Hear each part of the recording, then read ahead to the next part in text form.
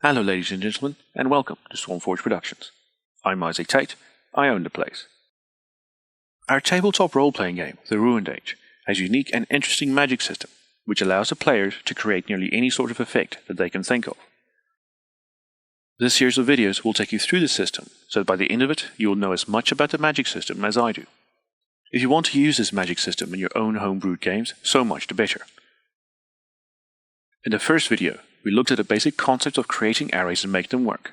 And in the second video, we looked at more advanced concepts that you can use to make your arrays more accurate and defined. In this video, we will look at methods of using your arrays in more unconventional ways. In the Ruined Age, arrays can be powered through three separate means.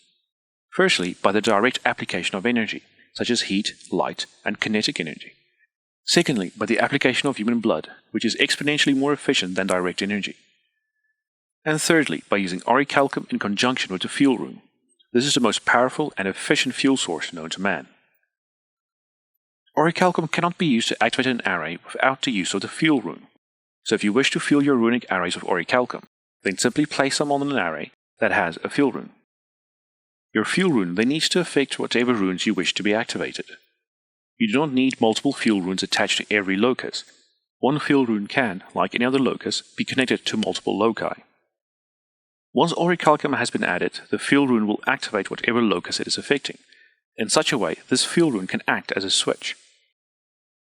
To use a basic campfire array as an example, as it is shown here, it can be activated by direct energy or blood, but not orichalcum.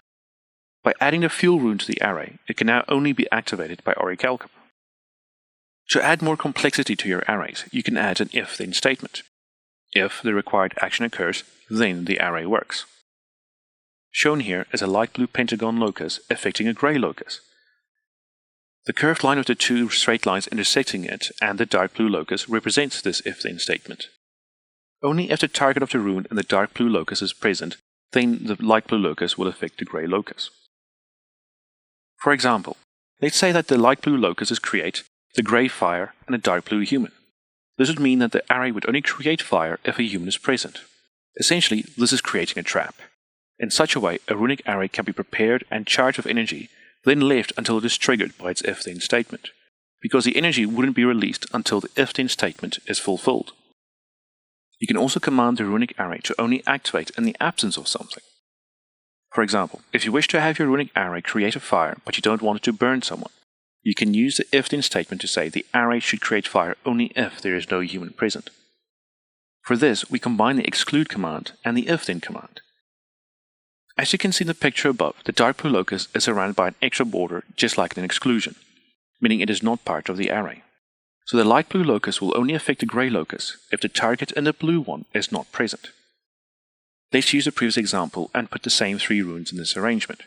What it now means is that the fire will only be created if no human is present. If you want to link separate runic arrays together, you can use the send and receive runes. Sending and receiving work in much the same way as multiple arrays inside a complex array. Their functions are to send the effect of one array to another array. You can call it teleporting the effects because the arrays don't have to be near each other for the effect to work. The rune in the centrum of the left-hand array is the send rune. The rune in the locus of the right-hand array is the receive rune. The send rune must always be in the centrum of its own array, because it will send all the effects of that array to the receive rune. The receive rune cannot be the centrum of its array.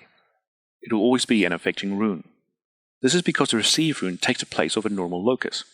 Its duty is to affect the centrum of its runic array with the effects given to it by the send rune. When you use a send rune, you can target which receive rune will receive the effects you are sending, and vice versa. This can be useful if you don't want to send those effects to every receive rune around you.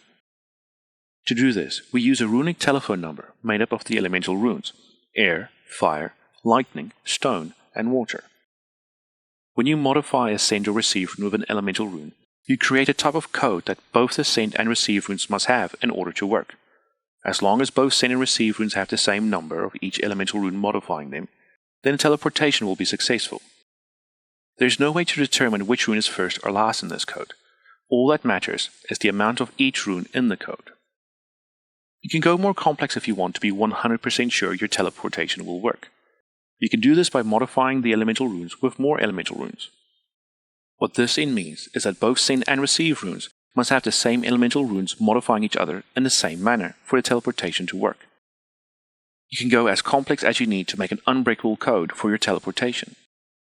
Transmuting something is more cost and energy efficient than creating it from nothing. Transmutation is very simple.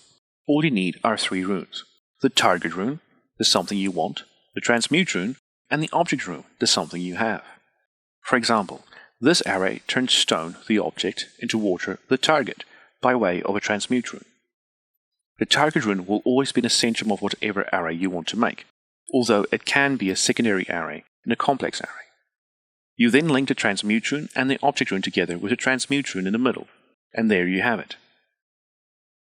Order of operations works slightly different for transmutation. Only those runes which can affect the outcome of a transmutation, such as contain and sustain, need to show order of operations with the transmute rune. Other runes, such as stone, can't affect any other runes, so they don't need to show order of operations with transmute rune.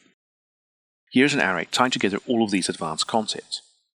This array is a preventative fire extinguisher. It releases water when it senses fire, but it works in 2 parts. The left-hand array transmutes air into water only when orichalcum is used to fuel the array. It then senses water to the right-hand array. The right-hand array receives this water only if there is fire present and pushes the water from the array. And there you have it. Now you know as much about the creation of arrays as I do. The only limit to what you can create with the arrays is your own imagination. Next time, we will take this magic system out of the Ruined Age, and you'll be able to see how you can use this magic system to create spoken and incanted spells that you can use in your own homebrewed games. Thanks very much for watching, and stay tuned.